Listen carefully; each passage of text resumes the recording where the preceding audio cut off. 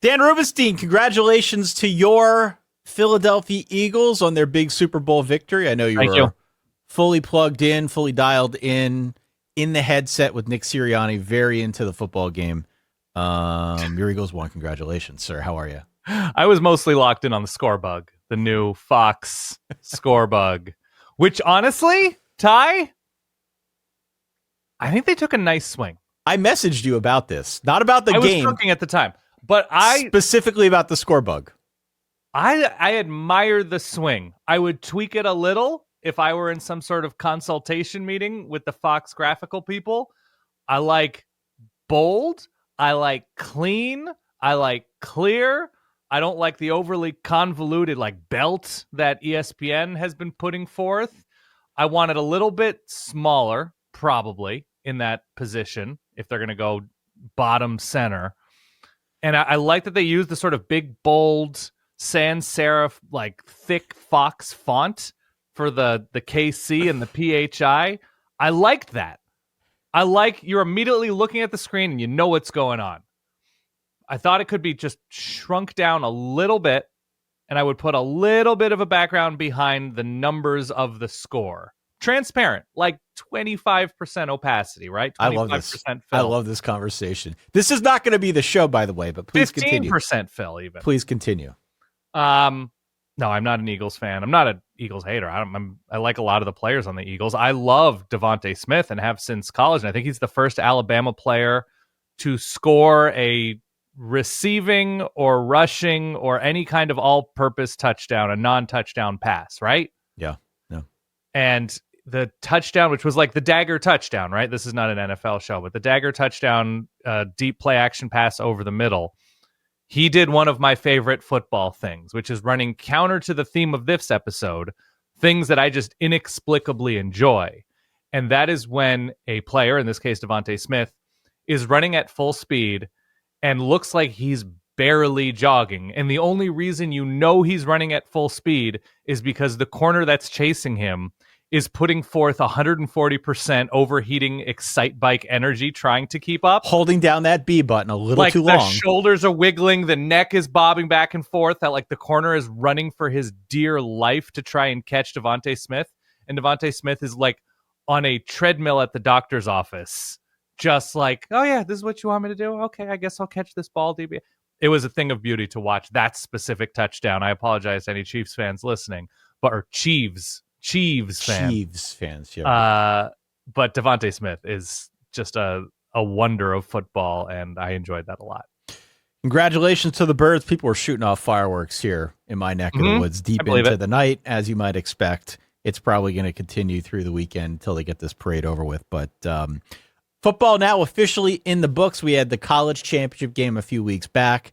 The NFL takes its sweet time, but the Super Bowl is sort of a bigger deal. That is now in the books as well. And I guess with all that being said, we picked now this episode as, I guess, along the lines of the score bug conversation. Sure. As just a way to get some stuff off of our chests. Plural. Yes. Agree. These are not so much things that I think we enjoy, not so much things that we are applauding, but these are things that grind our gears to an extent. Yes. With college football. And your edict before we hit record here was to try and be solutions oriented, not to just come out here and complain about various and I'm not trying to things. solve all of the problems of the sport, perceived problems, but like, let's spin this in the like, okay, what's something that could potentially, what path could we go down to make this a better thing? Absolutely. So we're going to spout off some things here over the next 45 minutes or so. We would encourage you to do the very same. Hit us up on social media. Of course, you can always leave comments across multiple platforms, be it YouTube or Spotify. Some other ones are out there as well. We read all of them, so we'd love to get your input on everything that we're about to talk about here today. Of course, hit follow, hit subscribe. Great podcast to listen to on the way to work or at the gym, when you're doing your chores, whatever. It is free to hit that button. Please support Dan and I by doing just that, Dan. I do not have my Frank Costanza, I got a lot of problems with you people sound at the ready. Okay. So I don't know if you have anything on your end that you'd like to use in Frank's place, in his stead, but we need something good question fitting that can introduce this segment. What do I have here? I mean, we're dialing up. We're going into the computer banks here. That's kind of ominous and unpleasant. Let's talk about the state of officiating in college football, Dan. Ominous and unpleasant, by the way, was on my online dating profile. Continue. How did you feel about officiating this past season? How did I feel about officiating this past season? I'm never a huge fan, but I'm also a person that tries to do his best in saying it's kind of an impossible job. So I'm trying to think if there were any Oregon moments that were particularly heinous. Like Oregon had an interception against Ohio State early that didn't end up costing them the game, but it wasn't reviewed. Right. So I think on the margins, there are some things that could be improved process-wise that, like, if you have an eye in the sky, you have your replay official, whatever, that they need to be perhaps in those, and that's a very specific situation, a little bit quicker on the uptick to be like, you know what, stand over the ball for another few seconds. Sure. Another 5 seconds, another 7.5 seconds before letting the next play go forward.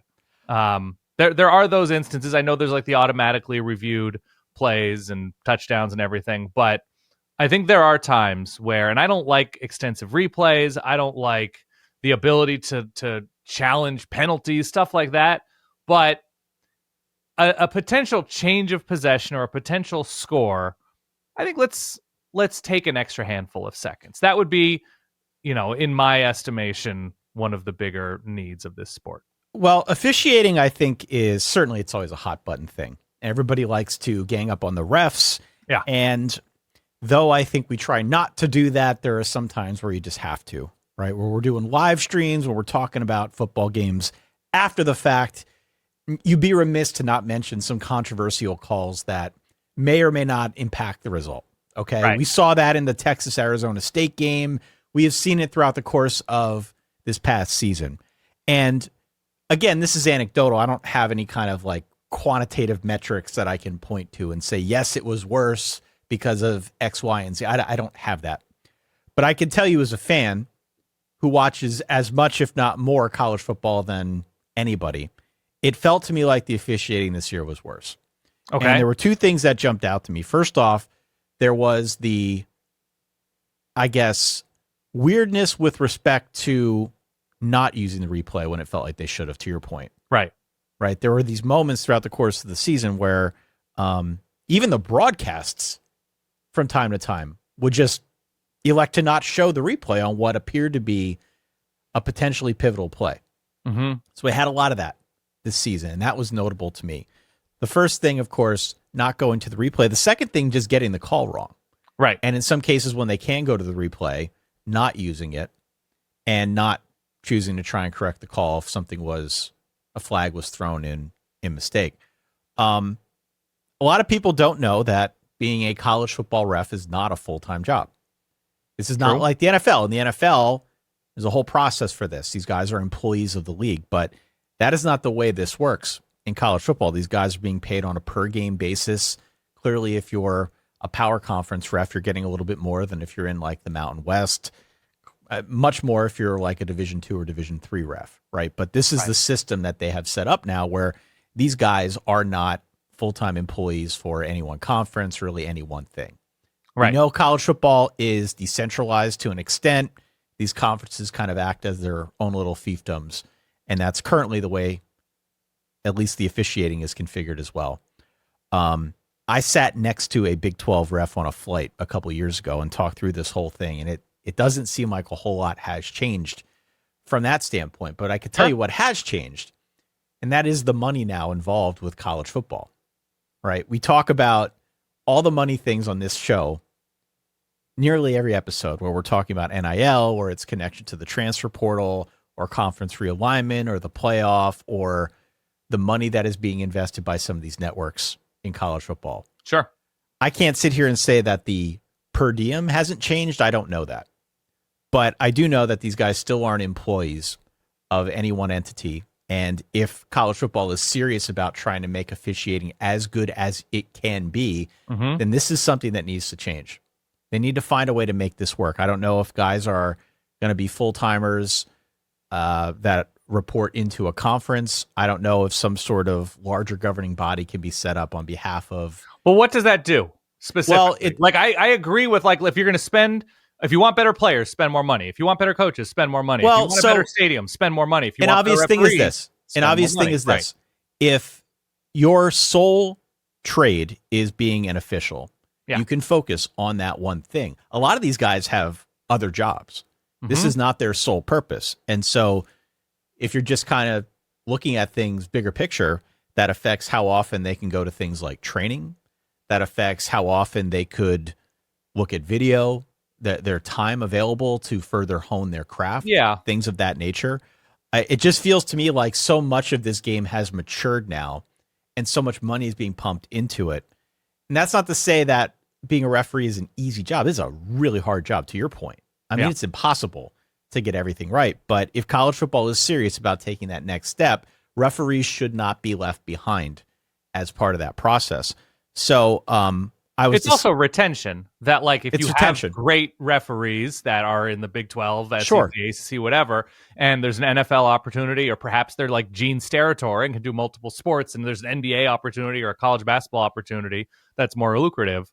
It's not necessarily 7 months of professional development, because you really only get better at refereeing football games by refereeing football games. And there's only so many you can do in June. So I think it's retention of your highly graded top talent. I think that's a huge part of it. Yeah. I would like to see some setup where these guys are obviously rewarded for doing a good job, but let's try to promote some competition among the best of the best in this field. By making it a full-time job, by making that job more appealing to people. If you look up and down football right now, I mean, there is a shortage of people who want to be referees. Not everybody could be an NFL referee at much lower levels. It doesn't pay. It doesn't pay at all, both in terms of finances and in terms of just getting yelled at by guys on the sidelines, right? There's not an impetus to go into this field. I think maybe, again, trying to at least be solutions-oriented here. I think the state of refereeing was really bad this past season. I hope one thing that they would look at is making this a full-time gig. Let's try and attract more people into it. Is there anything procedurally about the way college football games are refereed that you would alter, or that annoys you that they're not refereed in this way? Well, I mean, I as a secondary point on the refereeing thing, replay has driven me crazy. Okay. And I am not one of these guys that is going to sit here and say, replay ruins it. It does ruin the flow of a game. Sure. I think we would all agree on that. I have long been in favor of using replay wherever you can. Okay. We have the technology. There's no reason we shouldn't use it to make sure we get a call right. Again, college football has gotten very serious about putting all this money into it and paying players and all. There's a lot at stake now, much more so than I think ever before. There's no reason that the technology, if available, shouldn't be used as something that could make sure we're getting this right. Yeah. My issue is the manner in which they use the replay. And I'm not talking specifically about them just missing a call here and there, but we need to move to a more centralized replay system. We need to have the command center that can radio back to the official and tell them what the right call is. We do not need these 10 wasted minutes on big plays where the referee gets the buzz, the referee runs to the sideline, the referee looks in the monitor, then the referee goes out there and announces to everybody. You want there to be like a 90-second timer, a 90-second countdown of some kind.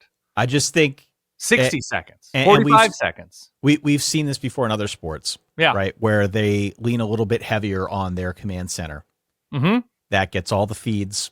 And that command center definitely has the ability to signal to an official what the right call is. Again, we see this in all sorts of sports where they take the official that is on the field or on the court or on the ice or whatever, and they go to the side, they look in the monitor, and then they make the decision. We don't need to do that.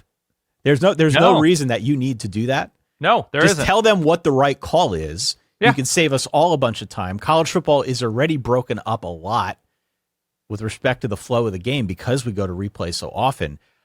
This is one thing that bothers me because they don't need to do this. I'm sure there's a good reason for it. I've looked into it, but I don't see any reason that is justifiable over just having somebody in your ear tell you what the right call is. Right. Just make that a condition of employment, a condition of the gig.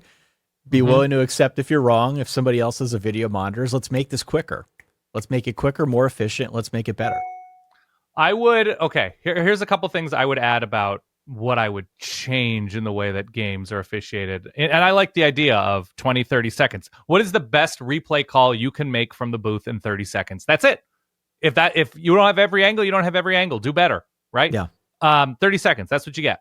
I would say I would ditch procedural calls that have no bearing on the outcome of the play.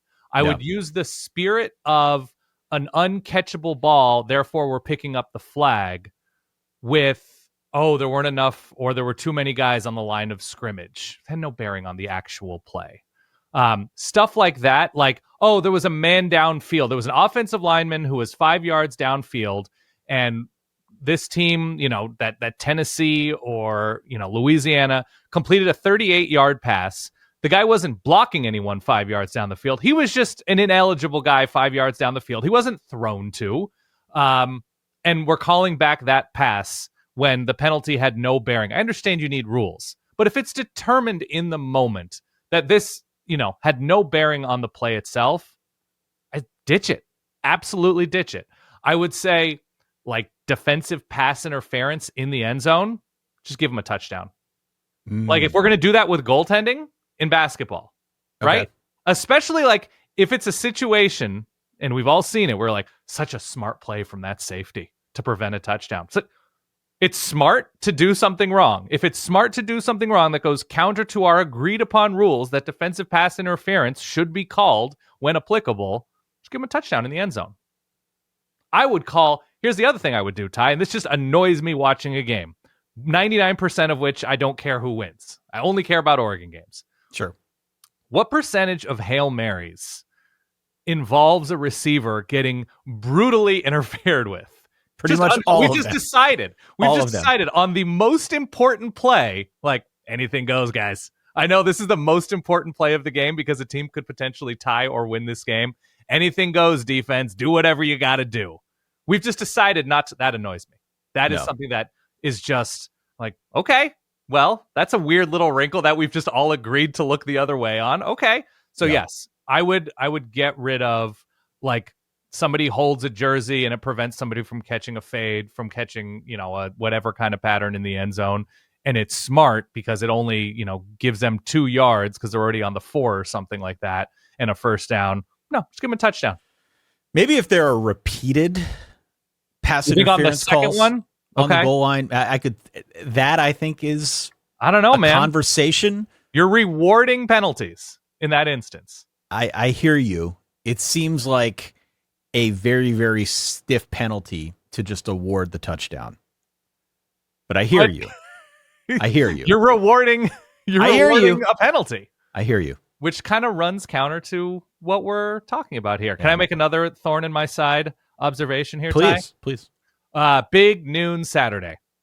Okay. Having enormous games kick off at noon Eastern time runs counter to the spirit of the sport, unless there is an already, like, a pre-existing condition, a pre-existing tradition of this huge game kicking off at noon Eastern. That like sound, the Red River Shootout. Yeah. That sound that I think you just heard. Did you hear that? No, I didn't. Cans? No. That's the sound of Joel Klatt unsubscribing from this podcast. Okay. Dan. That's okay. I know who it's for. It's for very specific Fox executives, and that's it. Obviously, Kevin Warren, Tony Petitti, whoever else were in the negotiating room with Fox, agreed to it, but it runs counter to the spirit of the sport. Why? Big games, Why do you think it runs counter? Just out of curiosity. We've had noon games for an eternity. Fox didn't invent the noon game. No, we've had noon games for an eternity. Big, specific, big noon games run counter. If you're trying to sell me on a day whiteout, I'm out. What looks stupider than a day whiteout? Like, the Penn State crowd decked in white, set against the night sky, is the spirit of Penn State football. Is it not? I agree. So I just think, and the number of times Ohio State had to play noon games to service Fox is insane. I think it runs counter to what we perceive big game environments to be, or what I perceive big game environments to be. And I would go on the other side of that too, Ty. The super late West Coast games. Yes, if you're a West Coast team and you're playing a big game or playing a game at 7 o'clock local or 10 o'clock, 10:30 Eastern, it's there for TV executives. Obviously, the TV networks are the ones paying the money. It runs counter to the spirit of the sport to make a fan base continually show up for night games and get home at like 1 a.m. It's anti-fan. And these are things that I would, consider putting a cap on the super late kickoffs on the West Coast. I mean, you're either a TV sport or you're not a TV sport. I agree. So I'd say it can happen. Everybody should take their rotation, but I don't want, Stanford fans or San Diego State fans or whoever playing 7 games at 10:30 Eastern. Yeah, I think the noon thing to me is problematic. And if you're an Ohio State fan, there were a lot of Ohio State fans. Many of them wrote into us who were all sorts of pissed off about that. Mm-hmm. And I think I would be too. I mean, playing in the shoe is an obvious advantage. Yeah. But always being in the same time slot kind of sucks. And that is anti-fan. And I don't like it. And I don't care how Joel Klatt or whoever tries to justify it. Well, it's for them. It's for their bosses. It doesn't. That's not a reliable narrator.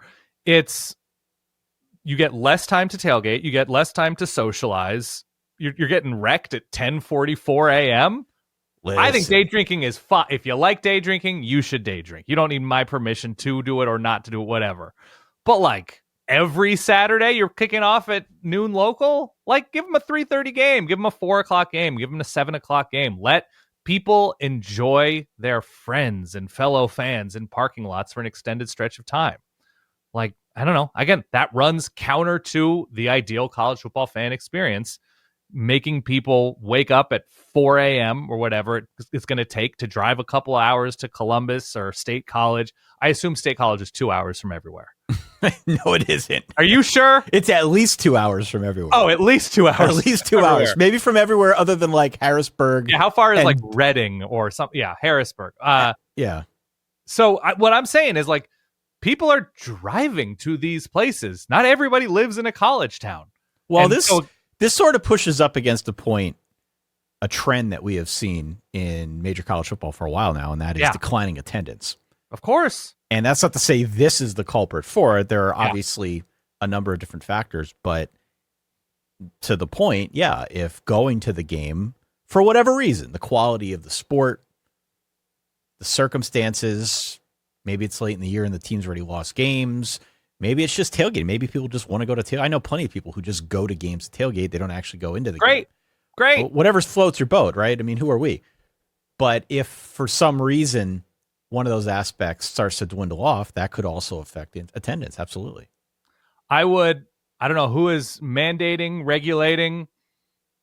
You can't possibly pay more than $20 for parking. Oh you cannot. Gosh. Like, what did they try to get us for up at Michigan? I think we got a steal at like $60. We parked in dude's backyard. It was great. But the media parking pass, which I guess they figure companies will pay for, it was like $100, wasn't it? It was $80 or $100. Yeah, it was insane. We parked like a 5-minute walk away from the big house, and it was cheaper. I just, if you want to be a popular person, just run on or make it your platform. Parking is capped at $20. Sorry, like you see this with stadiums, and I don't know if it's the new Clippers Dome, the Intuit Dome, or whatever, where it's just like, yep, hot dogs are $3. That's just what it is. This is not a special. This is not a 1 month thing. That's just what hot dogs are going to cost at our stadium. They're $3, and it's the easiest win ever. You still make money on hot dogs at $3. You still make money on parking at $20 a pop with tens of thousands of people paying. You still make money. The upkeep for parking lots is not all that dramatic. That's something that it's an easy win, Ty. It's an easy win. What's next for you? Change overtime back, please. Okay. They have now gone through a couple different iterations of the overtime process in college football. I call it a process because it feels like a process. Yeah. Cheez-It bought a fair amount of ad spend this past year by putting together a pre-produced segment that ESPN, really anybody, I think it was all the networks, they would put this out there to explain to people as if it were their first overtime. Anytime overtime came about, you would get this pre-roll that would tell you, all right, here's how it works. Right. And they do that because it has changed a lot. I would go back to the old method of just starting everybody at the 25-yard line and take turns until somebody comes out on top. Okay. At first, I think the novelty of having, as we've called it here, the penalty kicks, the alternating 2-point conversions. At first, I thought that was a novel concept. And, they did that for a variety of reasons. It's the end of the game. People are tired. Okay, it's a safety concern. We can cite a safety concern. It also takes less time, right? You're running one play to see if somebody can get in, as opposed to a couple plays, basically a mini drive starting from the 25. It's going to take less time, absolutely. I don't know if that's added to the quality of the overtime, though. What we saw from Georgia and Georgia Tech was fun in the clean old-fashioned hate game. Right. That was an instant classic because that went to 8 overtime, 6, whatever it was. So would you go to like NFL? I'd go back to the way college used to be. I would go back to what it used to be. No 2-point conversion exchanging. No, you can start from the 25-yard line, and it's your prerogative to go for 2 if you want to. But just take turns alternating from the 25. I don't care how long it goes. At that point in time, everybody's gassed anyway. Right. But this need that we have to keep redefining overtime and then reintroducing it to the audience. Probably means that you're doing something complicated. Yeah, it does. Right. And one theme I think that is central to this conversation is being anti-fan or trying not to be anti-fan. Right. You keep changing the rules, you keep changing conferences, you keep changing all of these things in college football. It's very much anti-fan. Just keep it straightforward. It can be very straightforward. Start at the 25, score if you can. If you can't, you're going to lose. Would you go back to ties? No. Okay. There was something charming looking back, but I don't know if I felt that way. I don't think you could do ties anymore. Okay. Not with where we're at now with having a 12-team playoff. I can't even imagine what the committee would do trying to consider ties. Right. But just go back to the 25, go back to the way it used to be. I didn't think that there was too big of an issue with that. Like, that worked for everybody, and it wasn't perfect. No overtime system is. But that was at least easy to understand. You didn't have to do all this calculus. So I'm on board with just going back to the way it used to be. I'd get rid of coaches' interviews at halftime. I don't know who that service is. I don't know what the point of it is. If you want to do something going into halftime, do something more interesting, have some sort of X's and O's person break down like the key play of the first half. But, and you can have it be the sideline reporter. I think sideline reporters do have value in that they're like looking at injuries on the sideline and reporting on what they're seeing on the sideline, pulling a coach in after they're down 17 at the half or up 3 at the half to say like, we just got to keep at it. I think it's a waste of TV. Have the sideline reporter break down the big play. Have Stormy Buonantony break down a big play. Fine, great. But I would ditch that element of the broadcast. What percentage of those in-game coach spots would you say are actually insightful? 3 to 4%. It's not a lot. When you get a good one, it can be insightful. When they talked to Marcus Freeman at halftime of the national championship game, I thought he gave voice to what we were seeing and what they needed to do. He just sort of confirmed that he was watching the same game we were. Yeah. It's good to get that perspective from time to time, but a lot of times you don't get that. A lot of times it's just sort of like a brisk exchanging of pleasantries, and then you're not getting that insight. He just happens to be very good at it, but a lot of coaches couldn't care less about that spot, and I think it is gratuitous. So I'd be fine with taking that out and maybe giving some of the sideline analysts a little bit more to chew on, showcase what you got, what you know, and how you might be able to add to this broadcast, not just getting hollow comments from a coach. I agree. What's your next item? Customized quad boxes. Okay. Okay. If we're going to harp on this theme of being fan friendly. Mm-hmm. This isn't a big ask, YouTube.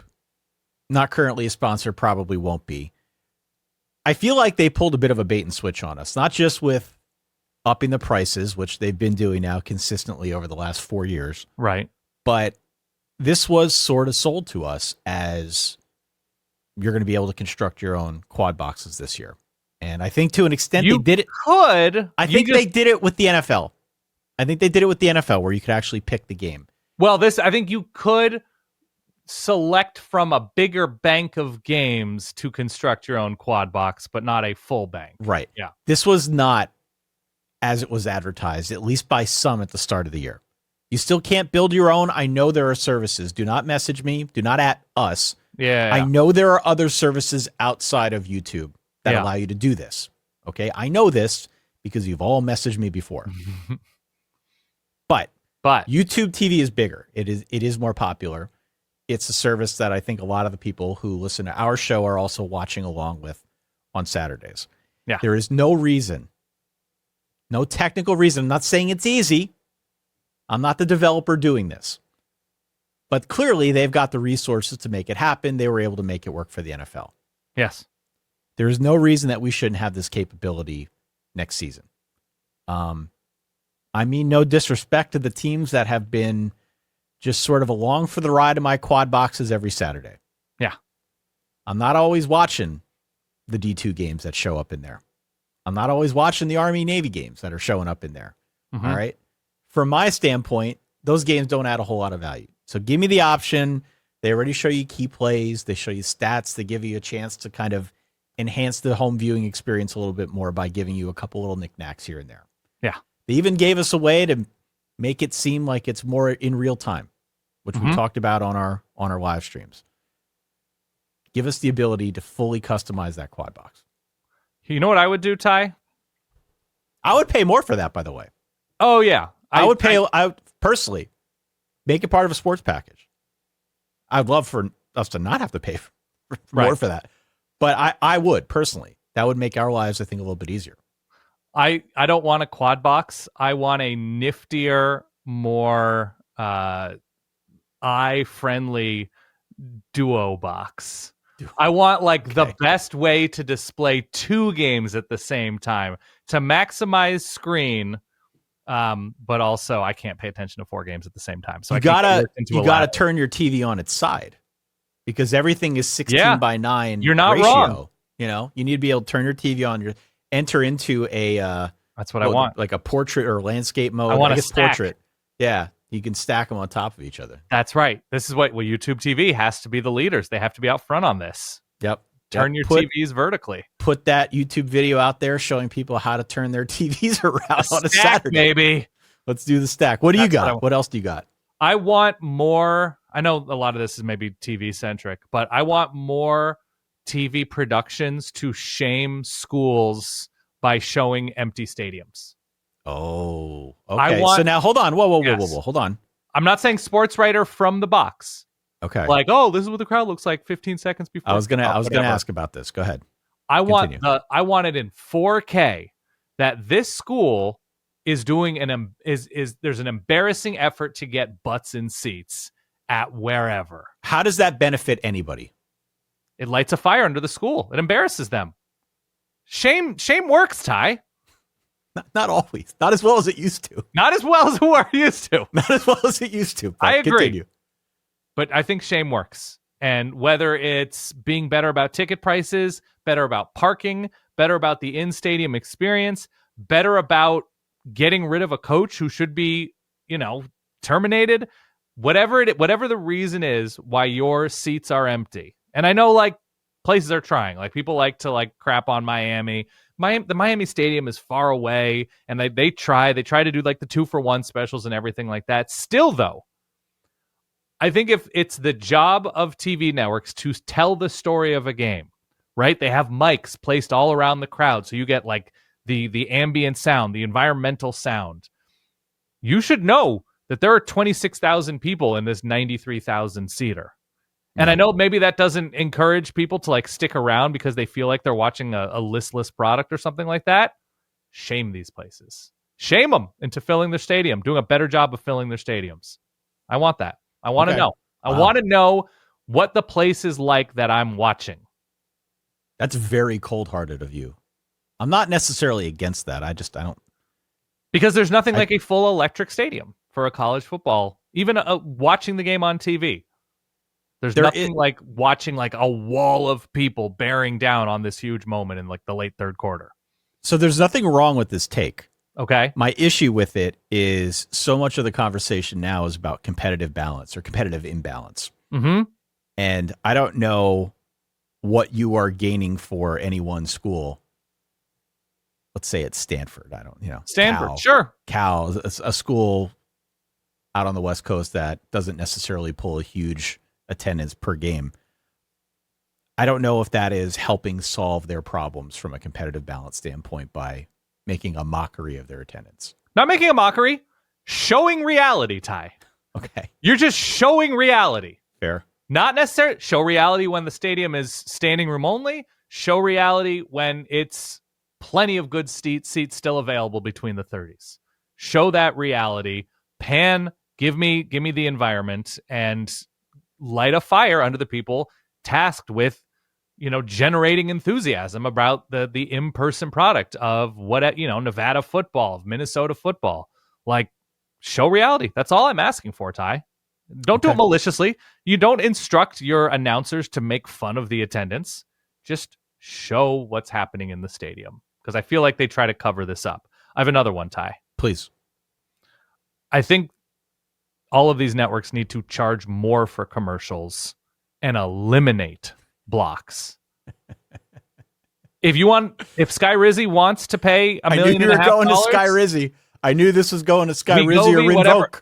If Carl's Jr. wants to, if football is such a popular live product, cut the blocks, charge more for the blocks. You can't have more than 45 seconds of commercials. You can't cut, and I understand this is what's paying the bills for all these places. This is a TV product. This is a TV show. Charge more, show fewer. Who would object to that? If they're so in demand, if Ford needs to be in the college, Home Depot needs to be in the college football business, if all these places need to be in the college football business, scarcity, fewer commercials, charge more. Again, these are clear wins to me. Well, it's a win for the fan to have fewer commercials. It's a win for everybody. We get it pretty reliably. I'd imagine anybody in this business, like you and I are, get messages like this often when, oh boy, here we go, commercial again. Another commercial. Yeah. There hasn't been a year since 2008 of doing this podcast that we haven't gotten tweets, social media postings, reverbs, emails, you name it, about people disgusted by commercials. Touchdown commercial, kickoff commercial. Right. Charge more. You want to show Tracker? You want to show Dr. Odyssey? Great.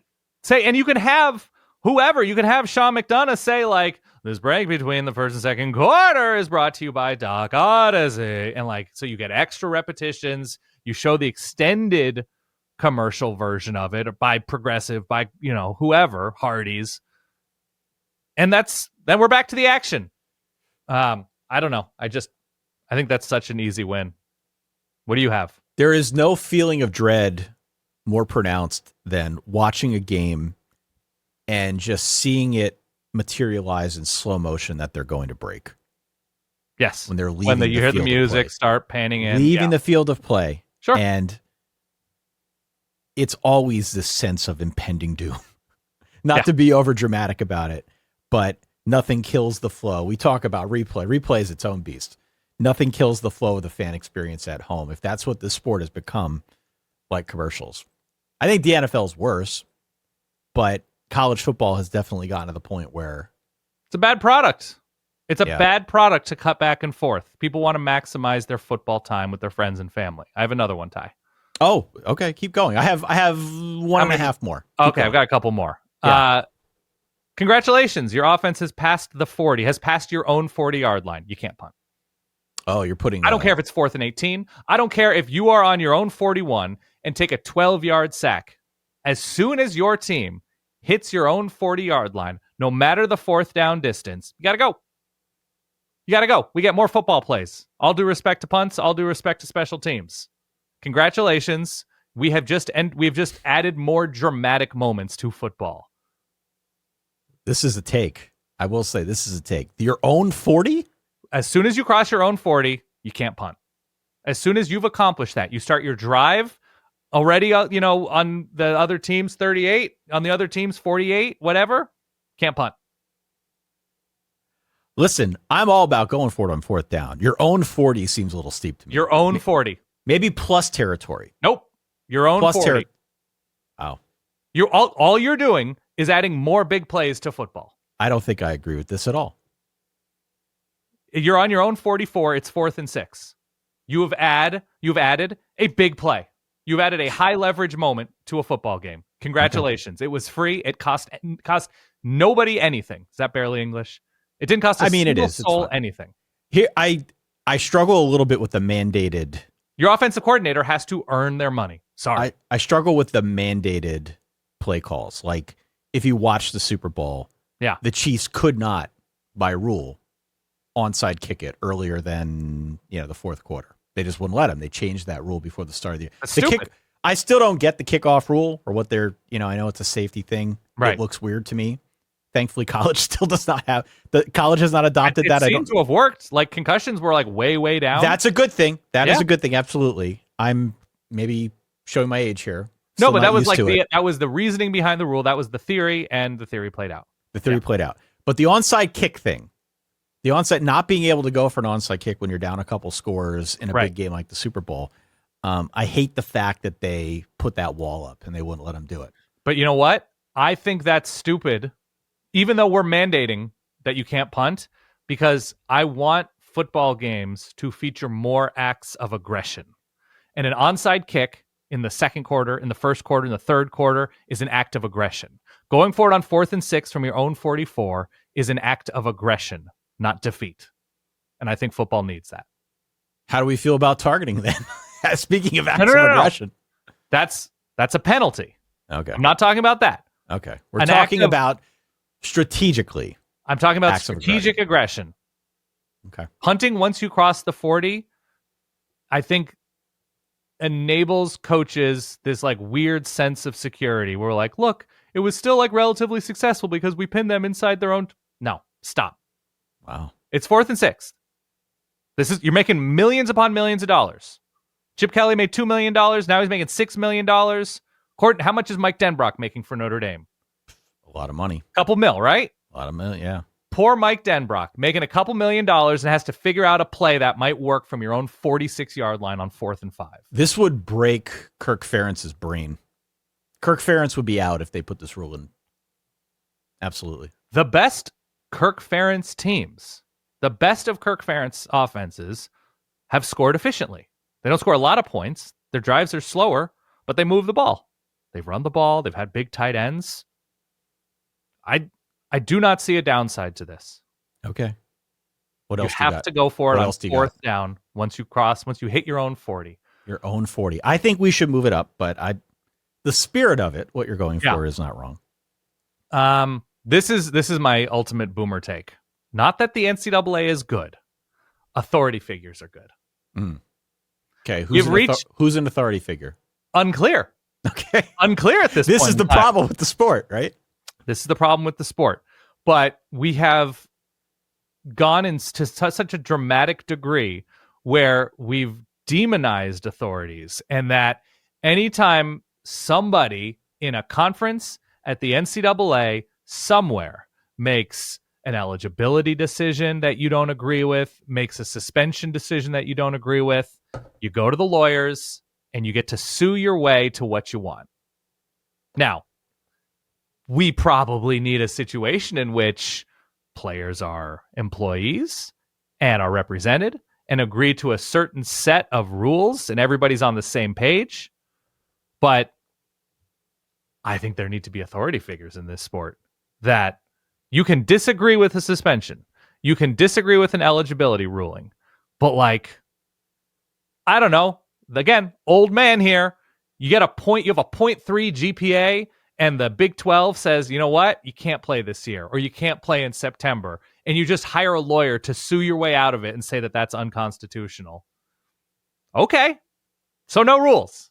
Right. Like, there has been this like wave of anarchy among fans, it seems, where it's just like, the NCAA is corrupt, it's a cartel. Okay, so who should be in charge?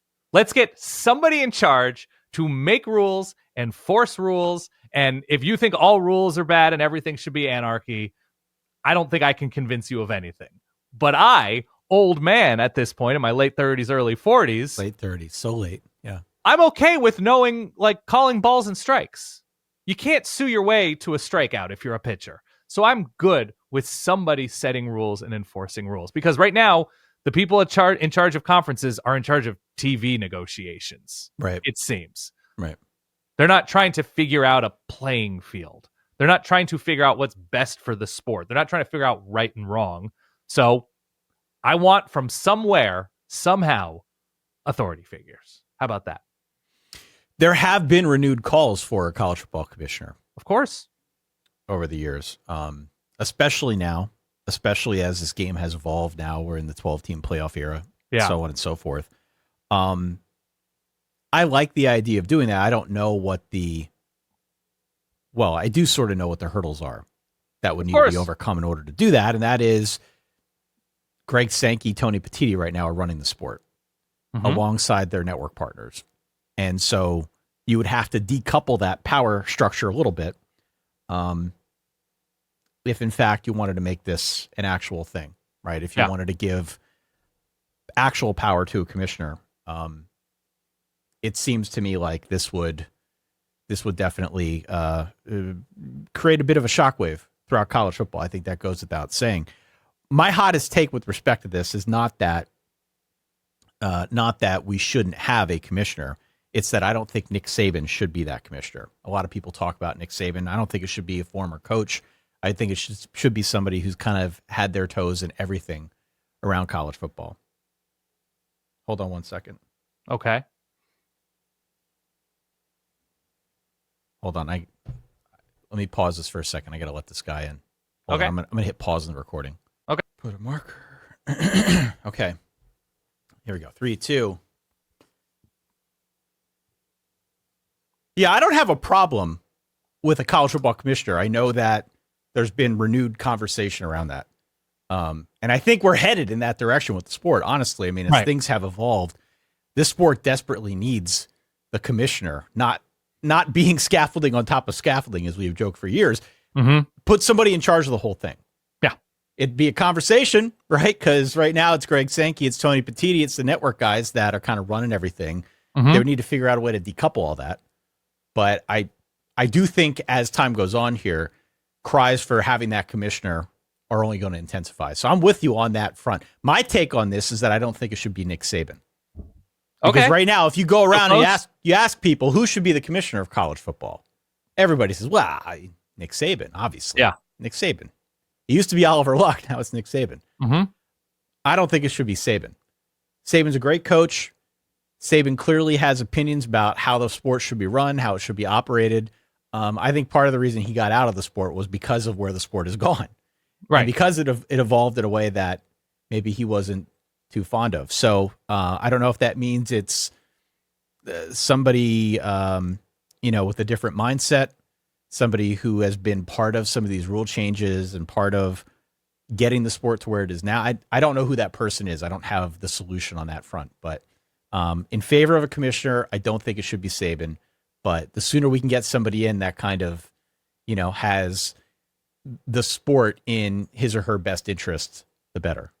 Yeah. I just saw stories about it was Faye Vincent, who I think was considered to be the last MLB commissioner. That's right. Truly thought of ways to to move baseball forward rather than just to be a mouthpiece for owners. It's a tough person to find. That is going to be a tough person to find. But everybody always talks about, different number of conference games on team schedules.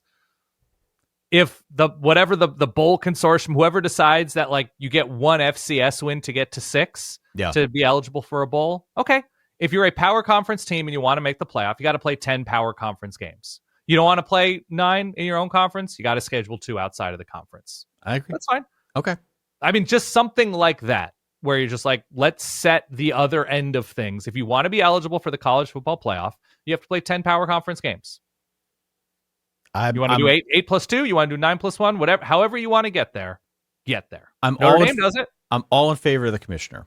I'm all in favor of the commissioner. I'm all in favor of putting up some rules. You know, I'm with you on players, teams, coaches, conferences, whomever being able to sue their way out of a predicament.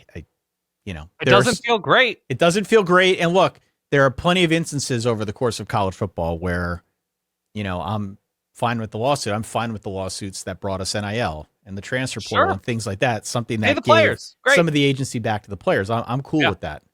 But, you know, we do need more structure now. We do need more structure. This has turned into a serious multi-billion-dollar business, far beyond what it was even 5 years ago. Yeah. So the time is now to put somebody in place that can just look after this, shepherd the sport into the next generation. I have one final thing here. As do I. Continue. My final thing is that college game day does not need to be 3 hours or 4 hours or 7 hours, whatever it is every day. Yeah. College game day should be 1 hour. Make it 1 hour. I don't need 2. I don't need 3. 1 hour. Maybe this is me speaking as a college football podcaster. That's scarcity. Give me your best hour. I know a lot of what's coming already on a Saturday morning because we do this show. Yeah. This is not an advertisement to get people to listen to this show by any stretch. Right. I don't need all of that. I don't need all of that. If you have ever had the good fortune of watching some of like the soccer coverage out of the UK, it's not all of it, but some of it is very meat and potatoes. Even when they're doing highlights. We don't got the catchphrases. We don't even have any kind of commentary. These are the clips. You get to watch the clips. Then somebody comes back on screen, introduces the next game, and then you watch the clips for that game. College game day can be a little bit more personality driven than that. But there is definitely, I think, a novelty in just watching something, getting the information you want, getting ready for the day ahead without all of the extra frills. I don't need that. Do the head thing at the end with the mascot head. Like, that's a tradition unlike any other. You know, keep the charm of college game day. I just don't need 3 hours of it. I want 2. I want 2 hours of game day. And I don't even need that. I don't need that.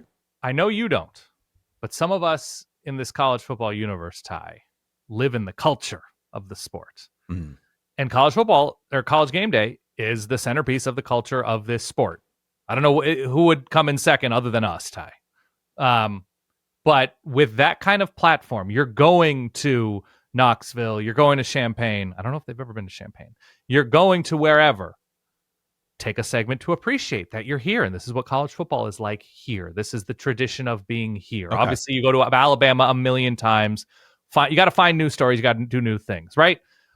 You want to tell a story, like a human interest story? Okay, tell one. Tell one human interest story, make it a banger, put all your meat and potatoes behind it. That's great. You want to have like a round table discussion of some kind. You want to have Pat McAfee find somebody to kick it through. I think all that's fun. That's good TV. That's great. That's your first hour. And your second hour is an extensive look at the day ahead. Let the preview breathe a little bit more. That's why people are excited to be there on Saturday morning. Let's not have somebody skim through the fact that like we have the butt game this week in Baylor, Texas Tech. And you force whoever, Desmond Howard or Nick Saban, into like, I think Texas Tech is the better team. Give me the Red Raiders. Like, no, give me some meat. You are the center. Give me some meat. It's the butt game. All right. Final thing before we let the fine people go. I have 1.5. Continue. The floor is yours. Okay. My main thing. Well, these are two kind of half things. DJs. I want DJs nowhere near my sport. Okay, I was gonna say where you go with this. Fair enough. I want DJs nowhere near my stadiums. I want DJs nowhere near my tailgates. I think marching bands are great. I think you want to pipe in noise, whatever. The DJ thing, it's an old man take. It's a boomer. It's the old man yelling at clouds. Get DJs away from my sport. No entirely. DJs. Pro fan, anti-DJ, the solid verbal. I don't want hit that. Subscribe. Okay. The other thing that I hate, it's extremely specific. Good. It's a rainy day, Ty. It's a rainy day in Raleigh. It's a rainy day wherever. And you've got a receiver, you've got a quarterback, whatever, and they've got the towel tucked into their waistband. They dry off their hands because they want to maximize dryness before this play in which they have to throw a bomb or they have to not screw up a handoff or they have to catch an out pattern, whatever. Sure. And they take the towel, they dry their hands, and then they throw the towel behind them. And there's just a towel sitting on the field. Drives me crazy. I lose my mind. I can't watch a play if there's a towel on the field. Like, this could go backwards. This play could go backwards. We could have a bad snap. We could have a receiver try to reverse field because the initial attempt isn't there. And all of a sudden, there is a towel in somebody's path. I can't have people throwing towels on the field. No towels on the field. I can't have it, Ty. Is it a 15-yard penalty? What should that be? I don't know. I think everybody needs to figure out how to do like the wearable fanny pack thing and dry their hands like that. The dry your hands, throw the towel 4 yards behind the play. I don't know, man. It makes my skin crawl. It does make my skin crawl a little bit. I hate it so much. What if he trips? What if he trips? There's an active towel on the field, Minnesota. Can't have it. So I don't know what the solution is there, but we can't have it. I think those are my old man grievances. And those are mine too. Look, thank you to the Verballerhood for allowing us to be old men. Yes. On this episode. We would encourage you, please hit us up, solidverbal@gmail.com, across any of our social platforms, wherever you can leave a comment. Yeah, if you're watching the video of it on YouTube, throw it down there. Would love to hear from you. Get your thoughts on some of our ideas. Maybe those we didn't have a chance to cover. We got a long off season, dog. We can talk about many more of these, if any, bubble to the surface and give us a reason to do so. So yes, welcome all input from the Verballerhood. Please check us out at verballers.com, by the way. We still do the ad-free episodes and bonus content, still get access to the Discord server and whatever else we're cooking up here in the off season. So that's a great way you can help support what Dan and I do, other than just hitting follow or subscribe. Of course, if you made it this far, I think you're already in. So why don't we leave it there, Dan, for that guy over there, my good friend Dan Rubenstein, for myself, Ty Hildebrand. Thank you for indulging us here. Some of our cockamamie proposals. We'll catch you all soon. Stay solid. Peace.